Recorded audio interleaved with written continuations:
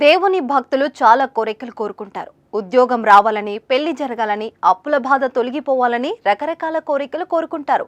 అవి నెరవేరితే హుండీలో కానుకలు సమర్పించి మొక్కులు చెల్లించుకుంటారు. ఇలాంటివి మనం తరచుగా చూస్తుంటాం.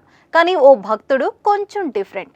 ఏకంగా తన అప్పు దేవుడే తీర్చాలంటూ ఓ లేఖ రాసి హుండీలో వేశాడు. అందులో తన అప్పులు చిట్టా కూడా రాయడం అసలు ట్విస్ట్.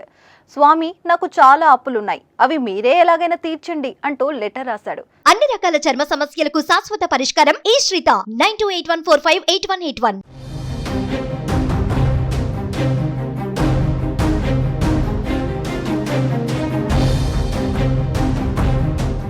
తమిళనాడులోని ధర్మపురి కుమారస్వామి పేటలో సుబ్రహ్మణ్య స్వామి ఆలయం హుండీలో దొరికింది ఈ ఉత్తరం.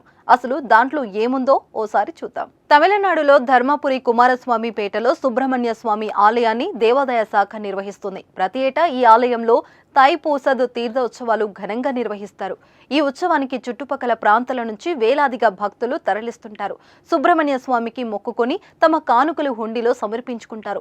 ఈ ఏడాది ఫిబ్రవరి 4న తాయిపూసద్ ఉత్సవం జరిగింది. ఈ క్రమంలో దేవాదాయ ఆలయ కార్యనిర్వాహక అధికారులు ఆలయంలోని హుండీ లెక్కింపును చేపట్టారు. ఈ క్రమంలో వారికి ఒక లెటర్ దొరికింది. అది చూసిన అధికారులు ఒక్కసారిగా ఆశ్చర్యానికి గురయ్యారు.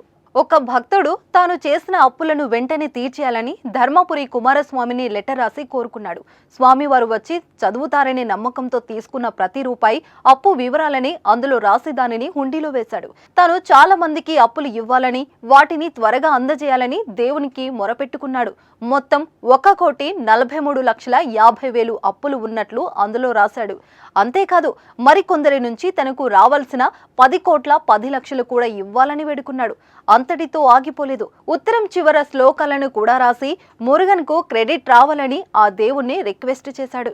ఆలయ అధికారులు ఆ లెటర్ చూసి కంగు తిన్నారు. ప్రస్తుతం ఆ భక్తుడు రాసిన లెటర్ వైరల్ అవుతుంది. భక్తుడి వింతైన కోరికలు విని అందరూ ఆశ్చర్యానికి వ్యక్తం చేస్తున్నారు. దీనిపై మీరేమంటారో ఓ కామెంట్ చేయండి.